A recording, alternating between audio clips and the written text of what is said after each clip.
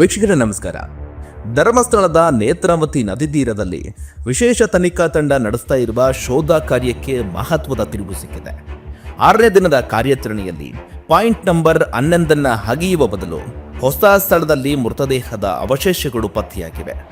Bima point ಮಾಡಿದ ಜಾಗದಲ್ಲಿ ಹೆದ್ದಾರಿ ಬದಿಯ ಕಾಡಿನಲ್ಲಿ ಶೋಧ ನಡೆಸಲಾಗಿತ್ತು. ಅಲ್ಲಿ ಮನುಷ್ಯನ ಮೃತದೇಹದ ಕುರುಹುಗಳು ಪತ್ತೆಯಾಗಿದೆ. ಈಗಾಗಲೇ ನಿರಂತರವಾಗಿ ಮೃತದೇಹಗಳನ್ನು ಅಗೆಯುವ ಚಟುವಟಿಕೆ ನಿರಂತರವಾಗಿ ಕಾರ್ಯಾಚರಣೆ ಸಾಗ್ತಾ ಇದೆ. ಸೋಮವಾರವೂ ಕೂಡ ಅದು ಮುಂದುವರೆದಿತ್ತು. ಇಲ್ಲಿಯವರೆಗೆ ಸಾಕ್ಷಿ ದೂರುದಾರ ಕೊಟ್ಟಿರತಕ್ಕಂಥ 10 ಸ್ಥಳಗಳನ್ನು ಅಧಿಕಾರಿಗಳು ಅಗೆದು ನೋಡಿದ್ರು. ಅಲ್ಲಿ ಕೆಲವು ID ಕಾರ್ಡ್, ಪಾನ್ ಕಾರ್ಡ್ ಜೊತೆಗೆ ರವಿಕೆ ಮತ್ತು ಪಾಯಿಂಟ್ ನಂಬರ್ 6ರಲ್ಲಿ ಕೆಲವೊಂದಿಷ್ಟು ಅಸ್ಥಿ ಮೂಳೆಗಳು ಸಿಕ್ಕಿರುವುದು ಕೂಡ ಬೆಳಕಿಗೆ ಬಂದಿತ್ತು. ಇದಾದ ನಂತರ SIT ಅಧಿಕಾರಿಗಳು ಕಾರ್ಯಾಚರಣೆಯನ್ನ ಇನ್ನಷ್ಟು ಗುಪ್ತವಾಗಿ ಮಾಡುವುದಕ್ಕೆ ಮುಂದಾಗಿದ್ದರು.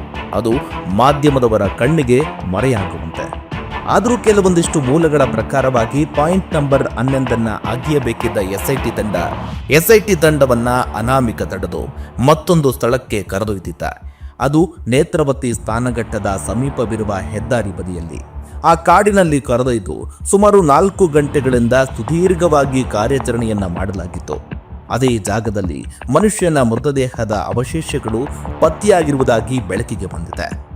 ಆದರೆ SIT ಅಧಿಕಾರಿಗಳು ಈ ಬಗ್ಗೆ ಯಾವುದೇ ಅಧಿಕೃತವಾದ ಹೇಳಿಕೆಯನ್ನು ಕೊಟ್ಟಿಲ್ಲ.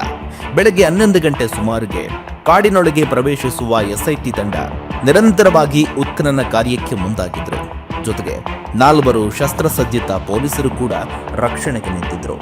ಜೊತೆಗೆ ಕಾರ್ಯಾಚರಣೆ ನಡೆಸುವ ಸ್ಥಳಕ್ಕೆ 2 ಚೀಲ ಉಪ್ಪನ್ನು ಕೂಡ ಕೊಂಡೊಯ್ಯಲಾಗುವ ಭಾರೀ ಕುತೂಹಲ ಉಂಟು ಮಾಡುವ ಕೆಲವೊಂದಿಷ್ಟು ದೃಶ್ಯಗಳು ಕೂಡ ಕಂಡುಬಂದಿತ್ತು.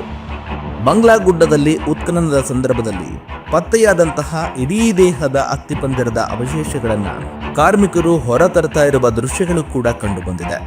ಒಂದಲ್ಲ ಎರಡಲ್ಲ, ಬರೋಬ್ಬರಿ 4 ಬಾಕ್ಸ್ಗಳ ಮೂಲಕ ಅವಶೇಷಗಳನ್ನು ಕಾರ್ಮಿಕರು ಹೊರತಂದಿದ್ದಾರೆ.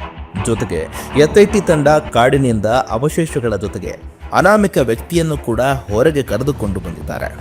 ಸುಮಾರು 20 ಕಾರ್ಮಿಕರನ್ನ ಬಳಸಿಕೊಂಡು ಶೋಧ ಕಾರ್ಯ ಪರದಿಂದ ಸಾಗಿತ್ತು. ಪುತ್ತೂರು ಉಪವಿಭಾಗಾಧಿಕಾರಿ ಸ್ಟೆಲ್ಲಾ ವರ್ಗೀಸ್ ಮತ್ತು SIT SP ಜಿತೇಂದ್ರ ಕುಮಾರ್ ದಯಾಮು ಸ್ಥಳದಲ್ಲೇ ಬೀಡು ಬಿಟ್ಟಿದ್ರು. ಈ ಹಿಂದೆ ಭೀಮಾ ಮೃತದೇಹಗಳನ್ನು ಹೂಳಲಾಗಿದೆ ಎಂದು ಹೇಳಿ ಒಟ್ಟು 13 ಸ್ಥಳಗಳನ್ನು ವಿಶೇಷ ತನಿಖಾ ತಂಡಕ್ಕೆ ತೋರಿಸಿದ್ದ. ಕಳೆದ ಶೋಧಗಳಲ್ಲಿ ದೂರುದಾರ ಗುರುತಿಸಿದ್ದ 6ನೇ ಸ್ಥಳದಲ್ಲಿ ಮಾತ್ರ ಪುರುಷನೊಬ್ಬನ ಮೃತದೇಹದ ಅವಶೇಷಗಳು ಪತ್ತೆಯಾಗಿತ್ತು. ಉಳಿದ 9 ಸ್ಥಳಗಳಲ್ಲಿ ಯಾವುದೇ ಕುರುಹುಗಳು ಲಭ್ಯವಾಗಿರಲಿಲ್ಲ. ಆದರೆ ಇದೀಗ ಭಾನುವಾರ ವಿರಾಮದ ಬಳಿಕ ಸೋಮವಾರ ನಿಗದಿತ ಸ್ಥಳದಲ್ಲಿ ಬೀಡು ಬಿಟ್ಟು ಹೊಸ ಸ್ಥಳದಲ್ಲಿ SIT ಅಗೆದಿದ್ದು ಅಲ್ಲಿ ಮೃತದೇಹದ ಅವಶೇಷಗಳು ಪತ್ತೆಯಾಗಿವೆ. ಈ ಮೂಲಕ ಪ್ರಕರಣಕ್ಕೆ ಭಾರೀ ತಿರುವು ಸಿಗ್ತಾ ಇದೆ. ದಿನದಿಂದ ದಿನಕ್ಕೆ ಧರ್ಮಸ್ಥಳ ಪ್ರಕರಣ ಕುತೂಹಲ ಹೆಚ್ಚು ಮಾಡುವಂತಿದೆ.